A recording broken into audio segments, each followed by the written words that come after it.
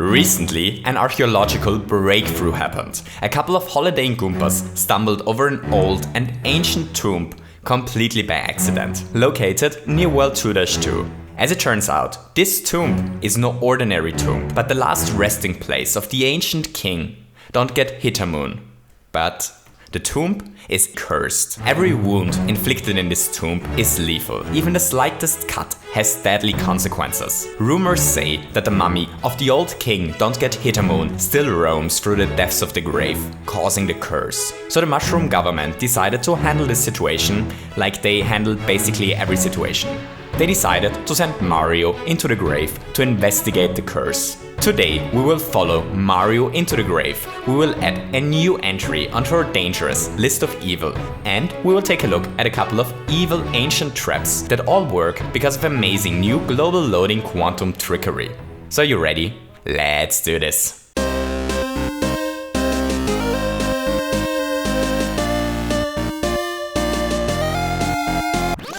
So first, we'll follow Mario through the tomb, and afterwards we'll take a look at what's going on in the background. The first thing our tomb raiding plumber does today is to eat this delicious fire flower that lives in front of the grave, and then he's ready to enter it. Once inside, the entrance collapses and Mario is entrapped. This entrance room is pretty unspectacular. All that's inside are a couple of brick blocks and some spikes. It looks like Mario decided to jump into the spikes first. That's really nice of him, because this way we were able to find out whether it is true that each damage is lethal here. And as it turns out, it is. Every time Mario takes damage here, the floor collapses because of the evil wrath of the ancient king.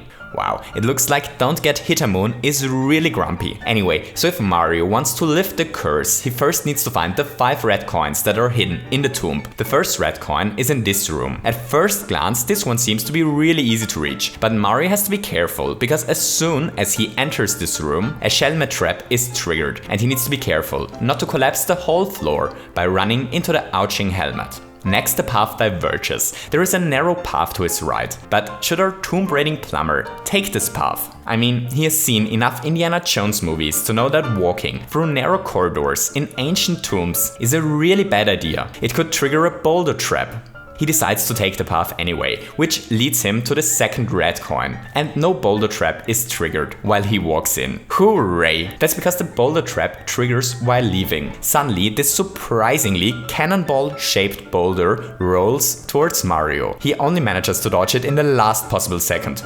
Whew! Next, Mario enters this area. I just want to quickly take the time to point out that despite what you're expecting, Mario doesn't become entrapped in here. See? He's totally able to leave again. He isn't entrapped. Nothing is entrapping him here, okay? The next red coin is in this little hole. Once Mario collected it, he's totally able to leave this area. Oh no, it appears as if Mario became entrapped here. Who could have known? So Mario's only chance here is to proceed deeper into the evil cursed tomb. Luckily for Plumber, there's an ancient mechanism hidden to his right that allows him to open up the closed door again. All that he needs to do is to hit this question block for the door to open up again. Hooray! That was the third of the 5 red coins. 2 missing. Mario probably missed some earlier in the level.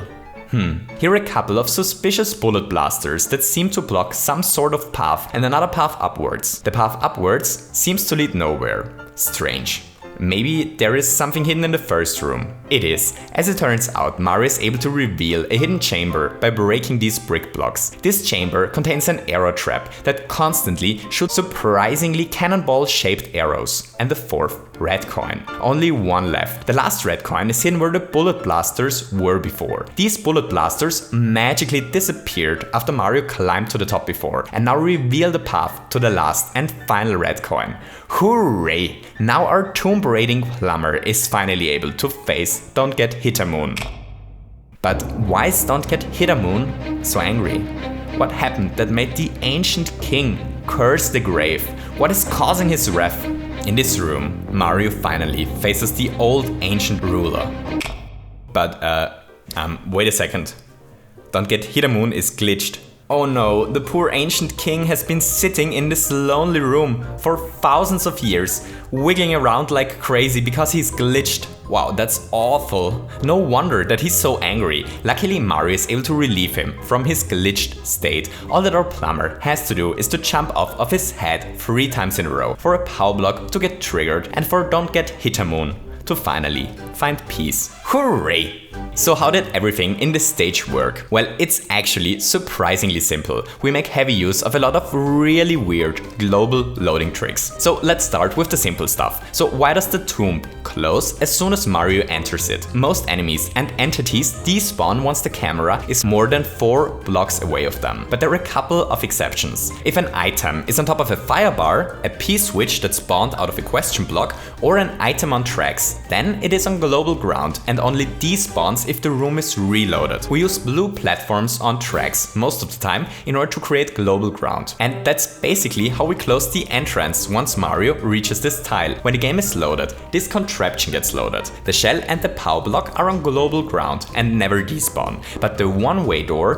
despawns as soon as Mario is 4 blocks away from it. As it turns out, this is exactly this tile, which means as soon as Mario stands here, the one-way door disappears while the power and the shell stay loaded, which activates the power block and drops the blaster down. Super simple, isn't it? The shell trap works the same way. Here, this one-way door despawns as soon as Mario enters this room, which makes the horrific shell travel towards him. The reason why the blasters disappear once Mario climbed this tower is even simpler. Once Mario is at the top, these node blocks are inside the camera boundary, which allows them to drop the munchers, which lived inside them, onto the blue platform, which is global ground. Now the munchers on global ground occupy one of the spots where the bullet blasters usually spawn. When Mario leaves this area, the blasters despawn, but the munchers don't. So the next time Mario reaches this area, the blasters can't appear because a bunch of munchers occupy their home. The Boulder Trap just uses classic boring spawn blocking. The first time the cannon is loaded, its spawn is blocked by block, then pop on boom, cannon able to load, hooray. We've seen this before. What we haven't seen before is the way we lock the entrance once Mario collects the red coin in this room, and how we open up the exit again once Mario hits this question block.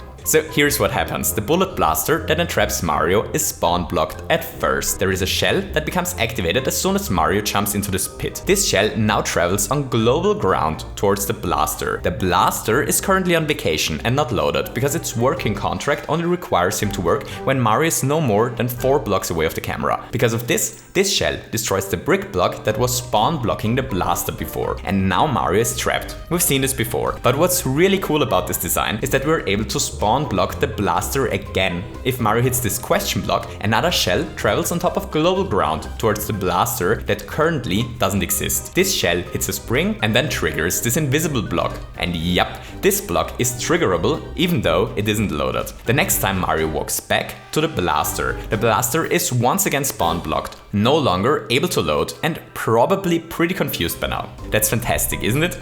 Okay, so finally, why does everything collapse in this stage if Mario gets any sort of damage? Well, first, shout out to Smash Boss. He uploaded a video a while ago where he showcased a Don't Lag the Game contraption. Our contraption is a slightly adopted version of his design, and the credits for finding this really belong to him. So how does it work? Well, it's super clever. The star of this contraption are those power blocks. 1 power on tracks and 1 on top of it. Every item on an item on tracks stays globally loaded. So here this POW, and the blaster are on top of it and are loaded at all times. The same is true for this shell and this muncher. The shell is blocked by the blaster. If the blaster wasn't there, it would activate this block and trigger a P-switch. What happens is that the blaster despawns if the game lags slightly. So here's why. If a power block is on top of a power block on tracks, then there is a super small gap between them when the power block moves downwards. If the game lags, like it does when Mario picks up an item